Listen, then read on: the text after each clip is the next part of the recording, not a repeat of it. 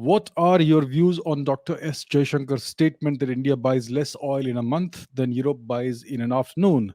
He also said that we are worried about human rights issues in the US. Is India enjoying the best diplomatic position currently in the history of the past 71 years? Uh, yeah, so Dr. S. Jaishankar made a very factual statement when he was being, I think, when he was being questioned by journalists about India buying Russian oil. So that's what he said, that we buy less oil in a month from Russia than Europe buys in an afternoon. And I think it's a very factual statement. It's the best possible response to these annoying and condescending questions that American journalists are quite want to ask. So it's a factual thing that is said, and it's absolutely correct. He also said that India is worried about human rights, about the human rights situation in the US.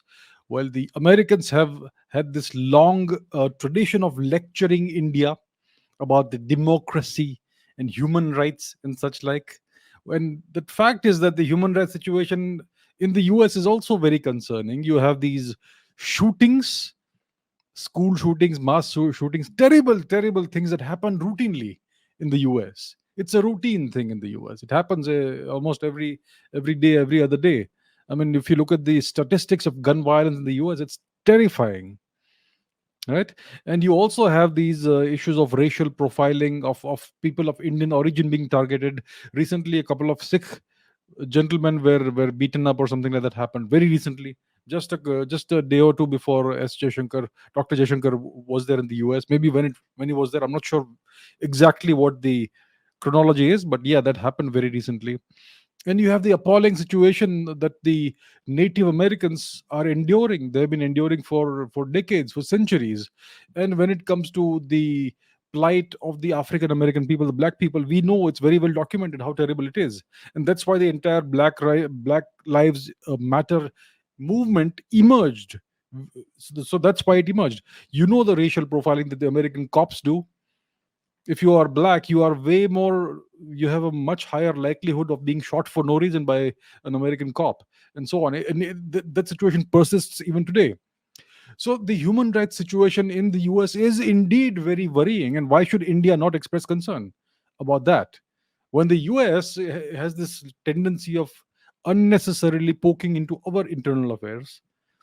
So for the first time, like you're saying, in 71 years or whatever the time period is, for the first time India is talking to the US in this manner. It's giving back as good as it gets. So it's a very good development. I can see very good assertive language that is being used. Thus far it is words, but it has to be backed up by action. So I'm not saying that we need to take certain actions about US human rights or whatever, but India needs to be more assertive geopolitically in its own region first of all. So you need to back up words with actions. Words, if they are taken alone, they just empty words, they just empty bravado. I'm not saying that's what we're doing. I think we are being very assertive right now geopolitically in the Indian Ocean region. So we are witnessing a very different India now. India is changing. India is way more confident. This current government has probably the best foreign policy I have ever seen in the past 70 years. We are looking after our own national interests for a change, for the first time in forever. So yes, India is doing well. India's diplomacy is pretty robust right now. I would like to see the Indian diplomatic corps being expanded beyond the current numbers, because we need many more diplomats to engage effectively with the world.